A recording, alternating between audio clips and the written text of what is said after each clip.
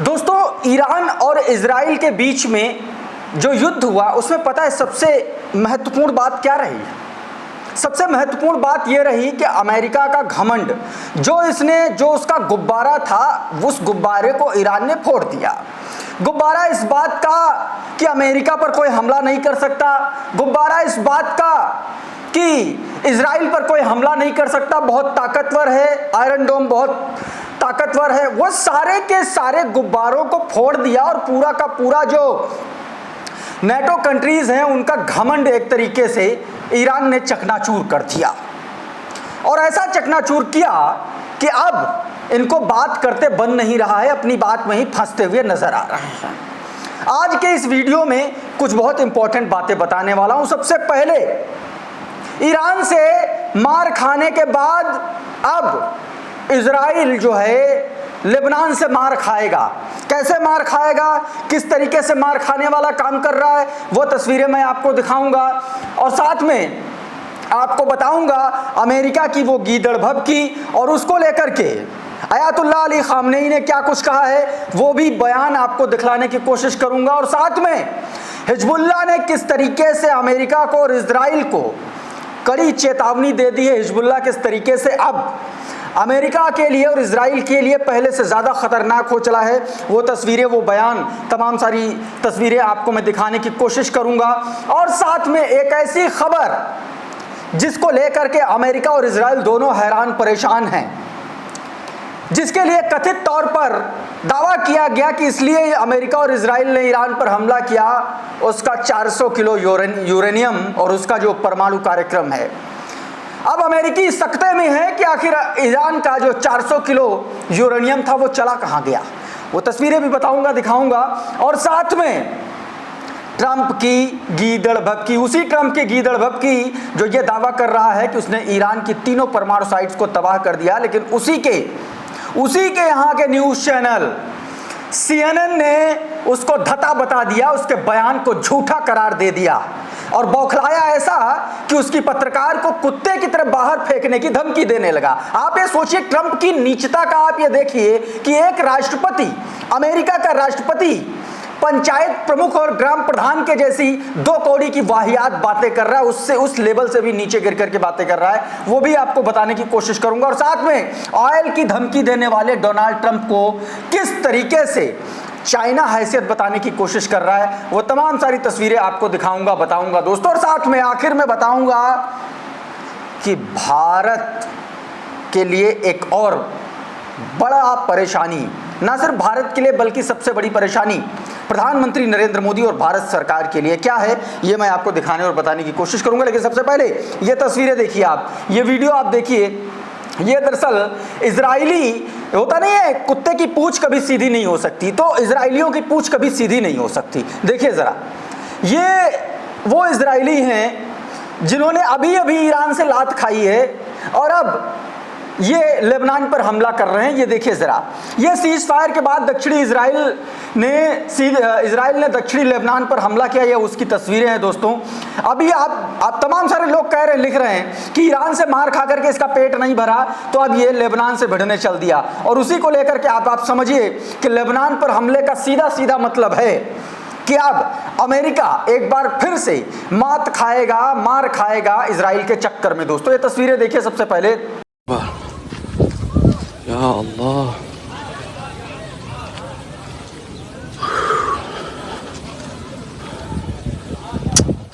आपको पता है कि किस तरीके से इजराइल को और अमेरिका को ईरान ने घर में घुस करके मारा है। कतर में अमेरिका के सैन्य अड्डे को तबाह किया है और जिस तरीके से पूरे की पूरे इजराइल में तेल अवीव से लेकर के हाइफा तक तमाम सारे शहरों को बर्बाद कर दिया, नेस्तनाबूद कर दिया।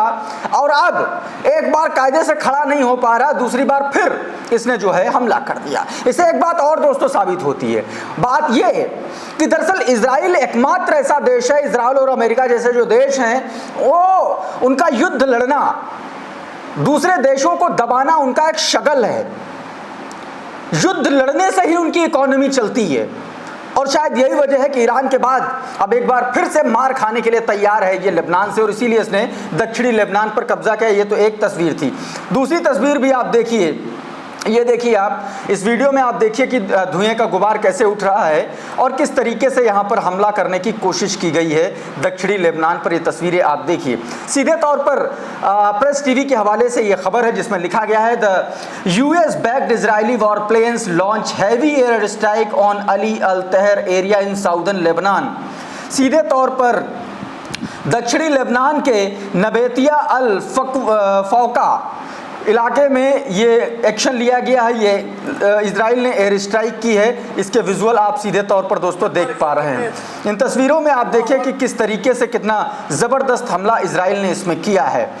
अब इसके बाद ये दावा किया जा रहा है कि इसका पलटवार लेबनान भी करेगा और लेबनान भी इसको लेकर के दोस्तों पहले से तैयार बैठा हुआ है।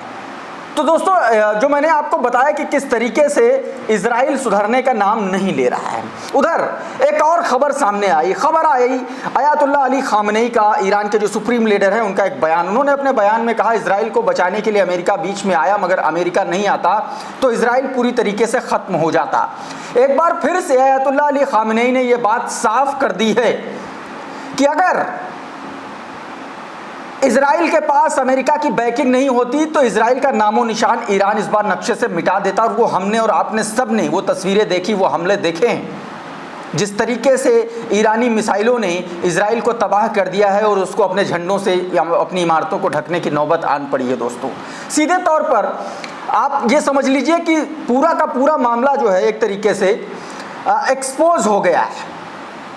अब आपको एक और तस्वीर मैं आपको दिखाता हूं दोस्तों। अयातुल्लाह अली खामनेई के बाद मैं आपको हिजबुल्लाह के कमांडर का एक तरीके से बयान मैं आपको दिखाता हूं कि क्या है। ये देखिए, ये प्रेस टीवी की खबर है जिसमें जो हेडलाइन आप पढ़िए, Iran thwarted Israeli American aggregation emerge stronger. Hezbollah chief ने सीधे तौर पर कह दिया है कि इजराइल और अमेरिका के बीच में युद्ध के बाद ईरान और ज़्यादा ताकतवर बन करके उभरा है। उन्होंने अपने बयान में सीधे तौर पर कहा कि अमेरिका और जायनिस्ट शासन यानी कि इजरायली शासन जो है उसकी नज़र में ईरान का सबसे बड़ा गुनाह ये है कि वो फ़लस्तीन और अल-कुद्स यानी कि जेरूसलम और अपने अधिकारों के लिए लड़ रहे फ़लस्तीनियों का समर्थन करता है और इसीलिए उसने जो है हमला किया है ईरान पर। दोस्तों इन तमाम सारी खबरों के बीच, तमाम सारी तस्वीरों के बीच एक खबर यह है कि अमेरिका अब सकते में है कि आखिरकार तीनों परमाणु साइट्स पर हमले के बावजूद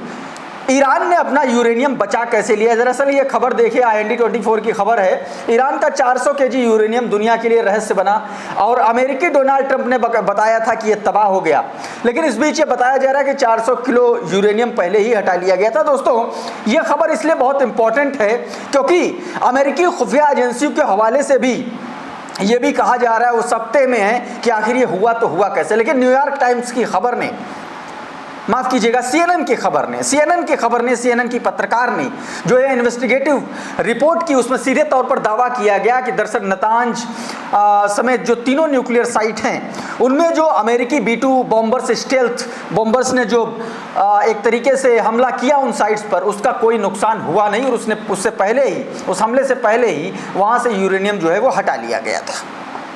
इन तमाम सारी खबरों के बीच में अब ट्रंप जो है बौखलाया हुआ है, पागल जैसा हो गया है। दोस्तों वो ये कह रहा है कि ईरान ने जंग तो बहादुरी से लड़ी और वो ऑयल का कारोबार करते हैं, वो तेल का कारोबार करते हैं और वो चाहे, अमेरिका चाहे तो वो उसे ऐसा करने से रोक सकता है, यानी कि वो तेल की बिक्री पर, तेल के आयात निर्यात पर वो रोक लगा सकता है ईरान के। दोस्तों आप सभी को पता है कि ईरान की जो इकॉनमी है वो ज़्यादातर इकॉनमी ऑयल के मार्फत चलती है, ऑयल से ही चलती है, कच्चे तेल से ही चलती है और कच्चे तेल के कई सारे भंडार ईरान में हैं।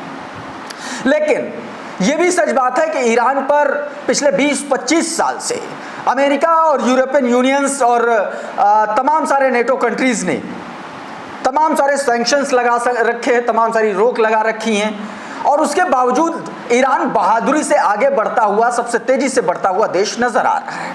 और इन तमाम सारे सैंक्शंस के बीच में उसने अमेरिका से जंग लड़ी, उसने इजराइल से जंग लड़ी और अब एक बार फिर से खिसियानी बिल्ली की जगह जब डोनाल्ड ट्रंप और अमेरिका जंग हार गए तो अब कह रहे हैं कि और सैंक्शंस लगाएंगे और जो है तेल का कारोबार करने से रोक सकते, धमकी दे रहा है बेसिकली। तो डोनाल्ड ट्रंप को यह पता होना चाहिए और हर उस व्यक्ति को पता होना चाहिए जो जियोपॉलिटिक्स पर थोड़ी बहुत भी नजर रखता है कि जो ईरान का दरअसल तेल है उसका 50% से ज्यादा तेल सबसे ज्यादा जो सबसे बड़ा कस्टमर है वो चाइना है। और इस पूरे युद्ध में चाइना ईरान के साथ खड़ा हुआ नजर आया था दोस्तों सीधे तौर पर। ऐसे में ट्रंप की यह गीदड़ भभकी ईरान के लिए कोई मायने नहीं रखती है, यह बात ट्रंप को भी पता है दोस्तों। 86% तेल, माफ कीजिएगा 50% नहीं 86% तेल खरीदता है। द रिपोस्ट नाम का ट्विटर हैंडल है, उसने सीधे तौर पर इसका पोस्ट किया कि चाइना ईरान का 86% तेल खरीदता है, इसलिए चाइना के लिए ईरान बहुत महत्वपूर्ण है। यानी कि चाइना और ईरान की जो बॉन्डिंग है वो बहुत महत्वपूर्ण, और शायद इसी वजह से ट्रंप और इजराइल दोनों पगलाए हुए हैं। और पगलाए इसलिए हैं क्योंकि अमेरिका सीधे तौर पर चाइना के साथ पंगा ले नहीं सकता, क्योंकि चाइना का जो कारोबार है वो अमेरिका में बहुत अंदर तक घुसा हुआ है। अगर एक बार भी जरा सा भी हुआ तो फिर इकोनॉमिक सैंक्शंस ऐसे होंगे जिसको लेकर के अमेरिका की रीढ़ तक टूट सकती दोस्तों। अब एक और तस्वीर मैं आपको दिखाता हूँ, एक और खबर दिखाता हूँ ट्रंप की बौखलाहट की, इजराइलियों की बौखलाहट की। ये देखिए, हमने खोजा पर नजर नहीं आए, नहीं तो मार देते, इजराइल ने बताया खामनेई को क्यों छोड़ा। दोस्तों ये जो खबर है ये एबीपी न्यूज़ की खबर बताई जा रही है, और इस खबर में सीधे तौर पर यह बताया है कितना जबरदस्त झूठ बोल रहा है। यह वैसा ही है दोस्तों जैसे नेतन्याहू 1996 से कह रहा है कि ईरान परमाणु बम बना रहा है, अभी तक कह रहा हूं, यही कहते कहते इस बार जो है हमला कर दिया। 1996 से इजराइल कह रहा है कि 6 महीने में परमाणु बम बना लेगा ईरान। अब आप ये सोचे कितना बड़ा झूठ है। उसी तरीके से ये भी उतना ही बड़ा झूठ है जो ये कह रहा है कि उसने खामेनेई को खोजा लेकिन दिखे नहीं, नजर नहीं है और इसलिए छोड़ दिया। दोस्तों इस तस्वीर में कम से कम यही कहा जा रहा है। अब इसी को लेकर के एक ट्विटर हैंडल उसने लिखा कि ये अभी भी खुशफहमी में झूल रहा है नेतन्याहू, इसे तो ईरान मार ही डालता, पूरे इजराइल पर को गाजा पट्टी जैसी हालत में पहुंचाता, ईरान अगर अमेरिका के बीच में ही न फट जाती और मध्यस्थता करने आता। इस तरीके से दोस्तों कहा जा रहा है। मैं आपको एक और खबर दिखाने की कोशिश करता हूं, कुछ तस्वीरें जिसमें सीधे तौर पर आपको नजर आएगा कि किस तरीके से ईरान लगातार जो है लगातार जो इजराइल, माफ कीजिएगा, इजराइल लगातार अभी भी इस तरीके की घटनाओं को अंजाम दे रहा है जो सीधे तौर पर आप कह सकते हैं लगातार मतलब बर्बर तरीके से हमलों को अंजाम दे रहा है गजा में। ये तस्वीरें देखिए, दरअसल ये प्रेस टीवी के हवाले से खबर है जिसमें यह दावा किया गया Israeli police arrested shelters during the Tel Aviv protest demanding end end to Gaza war and full prisoner swap deal with the Palestinian resistance. सीधे तौर पर ये लोग जो हैं जो तेल अवीव में प्रोटेस्ट कर रहे हैं, इस बात की मांग कर रहे हैं कि जो गजा में इजराइल कर रहा है उसको बंद करे और प्रॉपर तरीके से जो लोग बंधक बनाए गए हैं उनका जो लेन देन का जो मामला है उसको जल्दी से जल्दी सुलझाए। लेकिन यही प्रोटेस्ट, यही आंदोलन किस तरीके से देखिए फांसीवादी सरकार में अरेस्ट कर लिए जाते हैं, हिरासत में ले लिए जाते हैं, ये उसकी तस्वीरें आप साफ तौर पर देख सकते हैं। दोस्तों एक और मैं आपको तस्वीर दिखाता हूँ, एक प्रेस टीवी ने बाकायदा इस पर एक रिपोर्ट की है, उस रिपोर्ट के आपको मैं विजुअल्स दिखाता हूँ। वो रिपोर्ट का एक छोटा सा हिस्सा दिखाता हूँ जिसमें यह दावा किया गया है कि इजराइल की दरअसल कितनी खतरनाक हिस्ट्री रही है। इजराइल दरअसल कर क्या रहा है, गजा से लेकर के ईरान तक, ईरान से लेकर के लेबनान तक, वो कर क्या रहा है, किस तरीके से उसको ऐसे ही जायनिश नहीं कहा जाता है, वो क्या कर रहा है वो रिपोर्ट में बताया गया। जरा सा ये रिपोर्ट देखिए छोटी सी। The Israeli missile strikes on Iran in June 2025 were not only an attack on the territory of a sovereign nation, but also a direct assault on the lives of ordinary civilians. According to official figures, more than 200 people were killed and thousands of Iranian non-combatants were injured in the attacks. What made this tragedy even more bitter was the death of several well-known athletes and innocent civilians, individuals who were killed without guilt by Israeli warplanes, drones, and bombs. Among the victims were names that stood for perseverance, hope, and peace.